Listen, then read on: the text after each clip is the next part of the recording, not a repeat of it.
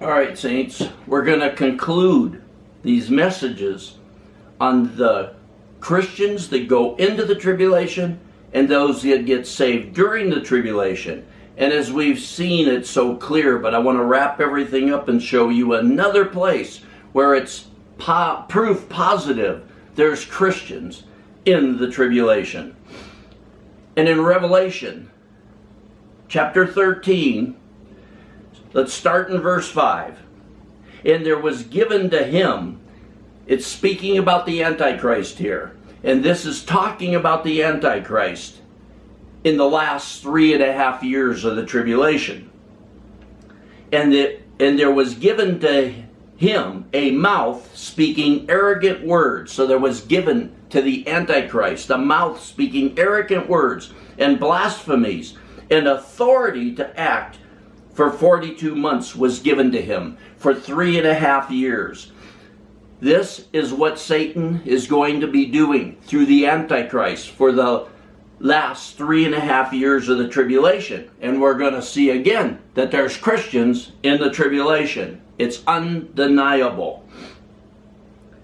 In verse 6, and he, the Antichrist, opened his mouth in blasphemies against God, to blaspheme his name and his tabernacle, that is, those who dwell in heaven. Verse 7, listen, saints, here it is, again, undeniable, talking about the Antichrist in the tribulation, in the book of Revelations, for the last 3.5 years of the tribulation. Verse 7, and it was given to him, to the Antichrist, to make war with the saints. That saints there means the pure, the blameless, the consecrated, those that are set apart to God. This is the Christians, the born-again Christians that get saved at the midway point through the end of the tribulation. They get saved through the preaching, the teaching, the death, the resurrection, and the rapture of the two witnesses.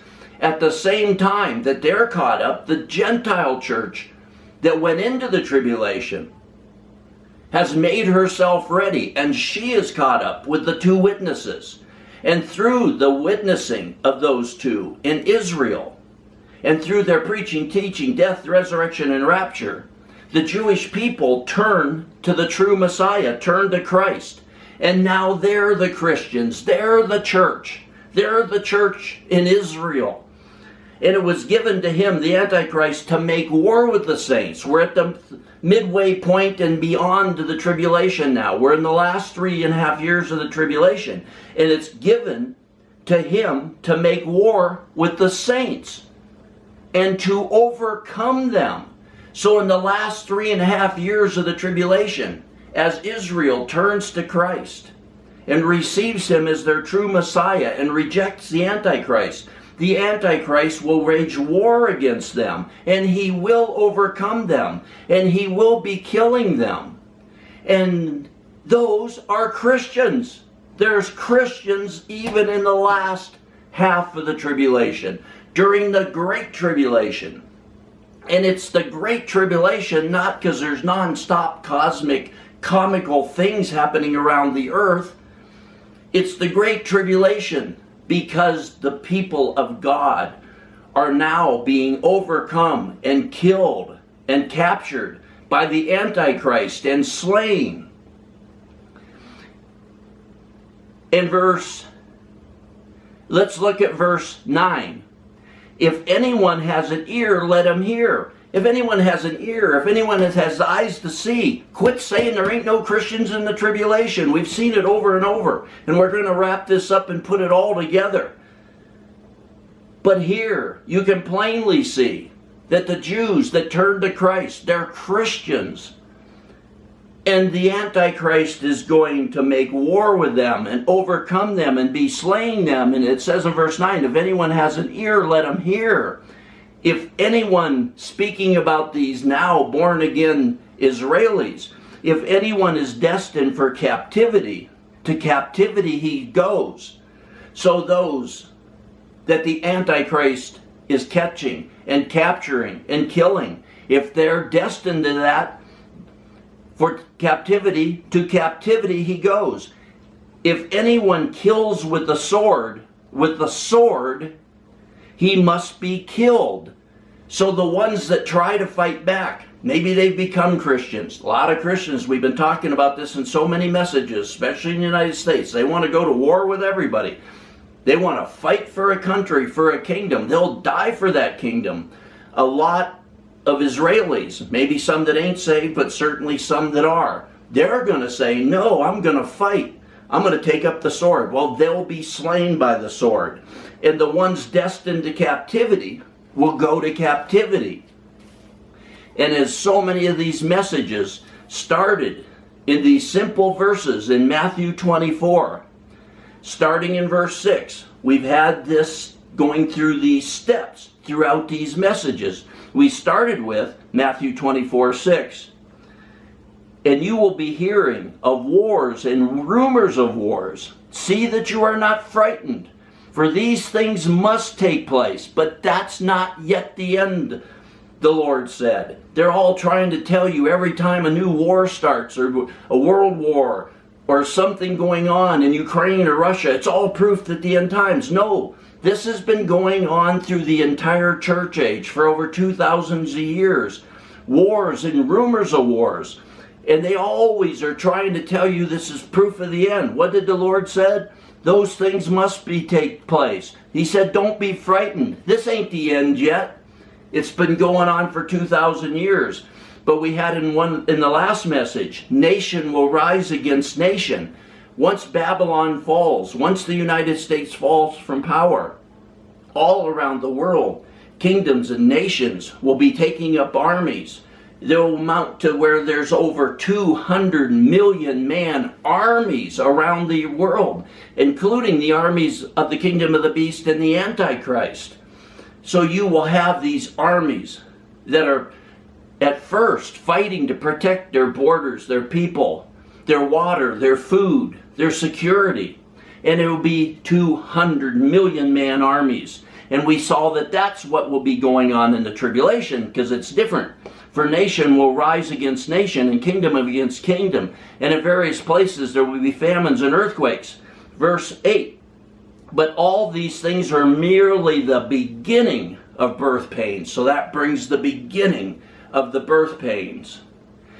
And the Lord here was talking to the Israelis. He was talking to the people of Galilee, his disciples. And in verse 9 he says, to them, to the Israelis, to those Jewish people in his times, then, after nation against nation, after all this nation against nation, 200 million man armies around the world, then they will deliver you to tribulation, the Israelis, and will kill you. He's speaking this to the Jewish people. And will kill you, and you will be hated by all nations on account of my name. This is to the Israelis that turned to Christ, because the Gentiles that were ready, waiting, watching, their lamps were lit, were caught up in the pre-tribulation rapture. Those in Laodicea, that you see in the church of Laodicea, that weren't ready, weren't dressed, they were naked. They loved the world and the things of the world. They go into the tribulation for the first 3.5 years of the tribulation, where they'll get dressed. They'll put on those robes of righteousness. They'll walk with God. They'll have the latter-day rain poured upon them. And they'll be preaching the gospel to their own people, every time, tongue, tribe, and nation, and people around the entire earth. The Christians in those areas will be preaching the gospel. And they'll be caught up at the middle of the tribulation. Then he's speaking to the Jews here, verse 9. Then they will deliver you, the Israelis, to tribulation, and will kill you. And you will be hated by all nations on account of my name. Because we saw in Revelation chapter 12, let's start in verse 13. Revelation 12:13. Speaking about Laodicea, the ones that go into the tribulation, for the Gentiles that go into the tribulation for the first 3.5 years. And when the dragon saw that he was thrown down to earth, he persecuted the woman who gave birth to the child. We've got many messages on that. That's the church as a whole that gives birth to that child that's caught up to heaven with God. That's the pre-tribulation rapture. The woman that's left is the church that's left, Laodicea, that wasn't ready, waiting and watching. So Satan, when he sees he's cast down to earth, this is the first 3.5 years of the tribulation, he persecuted the woman who gave birth to the male child. But listen here, saints, this is the Gentiles for the first 3.5 years. And the 2 wings of the great eagle were given to the woman. The woman has 2 wings of a great eagle. She's going to be soaring as she's preaching the gospel with this latter-day rain upon her, in order that she may fly into the wilderness to her place where she was nourished. That's not persecution and destruction and death that's going to happen to the Israelis, as we saw in 13:7. No, the Gentiles that go into the tribulation, they're going to be soaring with the wings of a great eagle. They're going to be nourished, it says, for times and a half of a time, meaning 3.5 years, from the presence of the serpent. And the serpent poured out water like a river out of his mouth after the woman, so that she might be swept away. So he's verbally abusing her. He's verbally wanting her stopped. But he doesn't get it accomplished. Why? And the earth helped the woman, and the earth opened its mouth and drank up the river which the dragon had poured out of his mouth. And now, listen to verse 17, how this is going to lead into the Jews that get saved in the last half of the tribulation. Because this woman's soaring with these wings of an eagle. She's protected.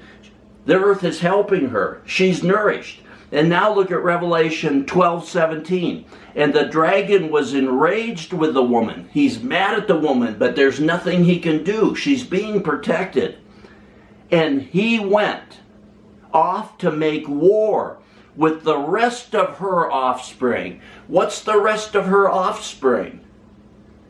The Jews that are going to get saved at the middle of the tribulation and throughout the end of the tribulation, through the preaching, teaching, death, the resurrection, and rapture of the 2 witnesses. That's still the church, the body of Christ. When the Jews get saved and receive Christ as their Messiah, they become a part of the church. But the woman is caught up in the middle of the tribulation. But the dragon was enraged with the woman and went off to make war with the rest of her offspring, who keep the commandments of God and hold to the testimony of Jesus. These are Christians. Quit saying there ain't Christians in the tribulation. We've seen there's Christians in the tribulation over and over and over. Don't listen to those. I'm not saying they're trying to deceive you. I'm saying they're blind. They don't know what they're talking about. They can't see the obvious. Because here, the dragon was enraged with the woman and went off to make war with the rest of her offspring. That's where you come into chapter 13. The kingdom of the beast is in its full power. The Antichrist has come and went to the temple that the Jews made out of stones with hands, that the Antichrist is coming to. And you see that in verse 7. And it was given to him to make war with the saints and to overcome them. And then in verse 10, if anyone is destined for captivity, to captivity he goes. If anyone kills with the sword he must be killed. Because those that the Antichrist captures and is killing and beheading, they'll die that way. But the ones that take up the sword, the Israelis, whether they're Christians or even non-Christians Israelis, if they take up the sword and try to fight the Antichrist and his armies, they'll be killed with the sword. Then they will have accomplished nothing. They'll lose that reward of ultimately laying down their life for the kingdom of God. They will take up the flesh, they'll take up the sword, and they'll want to fight. And again, closing these messages one last time for those that just can't see it. It's so obvious that there's Christians that go into the tribulation and there's Christians that's saved in the tribulation. It's message after message. I could have these messages going on over and over and over, but we've seen it enough times. But one last time, Revelation 7:9. After these things I looked, and behold, a great multitude, which no one could count. John sees this great multitude of people that can't be counted. There's so many. From every nation and all tribes and peoples and tongues, people from every nation, language around the entire earth, standing before the throne and before the Lamb, clothed in white robes, and palm branches were in their hands. So John sees this people, not just from some places here and there, around the entire earth.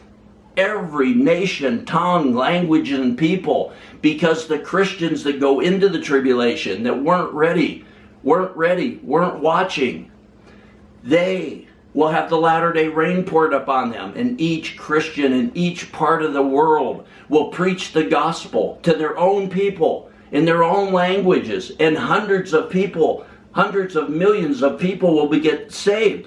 That's what you saw in verse 9, a great multitude which no one could count. So John sees these people. And in verse 13, and one of the elders answered, saying to me, these who are clothed in these white robes, who are they? And where did they come from? So one of those 24 elders asked John, this multitude from every nation, tribe, tongue, and people, from around the entire earth, who are they, John? Where did they come from? And I said to him, and John said, my Lord, you know. And he, the elder, said to me, these are the ones who come out of the great tribulation, and they have washed their robes and made them white in the blood of the Lamb. How can you listen to those people? How can those people try to tell you that? I got silly people that think they're great teachers that want to email me and tell me that I got to quit saying this, or open up my comments, because they want to tell you lies.